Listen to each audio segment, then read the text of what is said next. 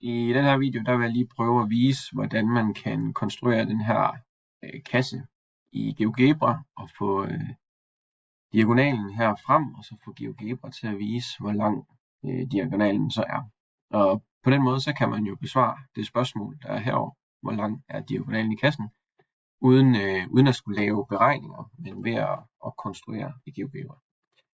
Så jeg går lige over i min GeoGebra side her, og da det jo er en tredimensionel kasse, så bliver vi nødt til at få fat i noget 3D-værktøj. Så jeg tager 3D-grafik, så får jeg et ekstra vindue op her, hvor jeg kan se min 3D-tegning. Men jeg starter lige med at lave grundfladen, altså der hvor kassen står på. Det er bunden hernede. Den er 9,6 gange 5.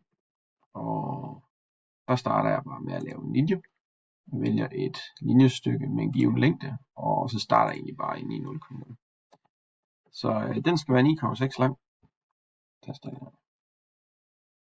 Zoomer jeg lige lidt ud, så kan jeg se min linje her, og faktisk så kan jeg også se, at den er også kommet mere over på 3D siden.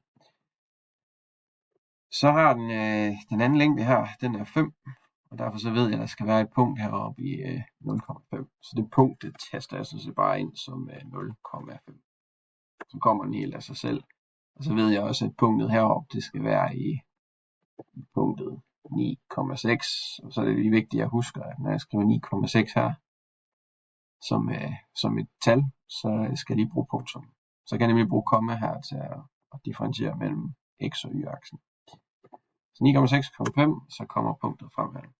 Så nu har jeg hjørnerne til min grundflade, og det laver jeg lige en figur ud af herovre, polygon, og trykker sådan set bare på alle tasterne.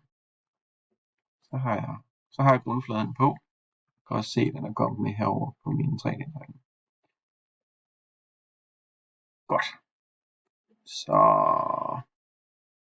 nu vil jeg gerne have lavet den her om til en kasse, i stedet for kun grundfladen. Og kassen, den er 7,2 høj. Så det jeg gør, det er, at jeg vælger 3D-siden herovre. Og lige flytte den her.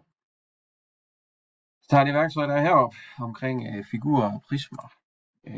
Og vælger den, der hedder udtræk til prisme eller cylinder. Og det her, det er en prisme.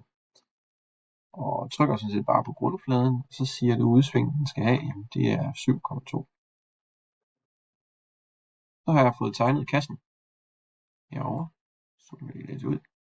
Og så fjerner jeg lige aksen her, så der ikke er så meget at kigge på. Så kan vi kigge rundt, og den ser ud, som den skal.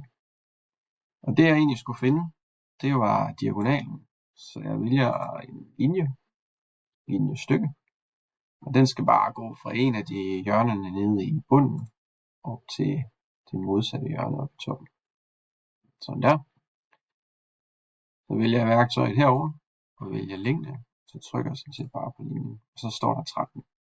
Det skal meget godt passe med, at det så er en diagonal, der er 13 lang, når kassen har de angivne sider. Så det her det er også en måde, man kan løse sådan en opgave på, når ikke der står direkte i opgaven, at man skal beregne.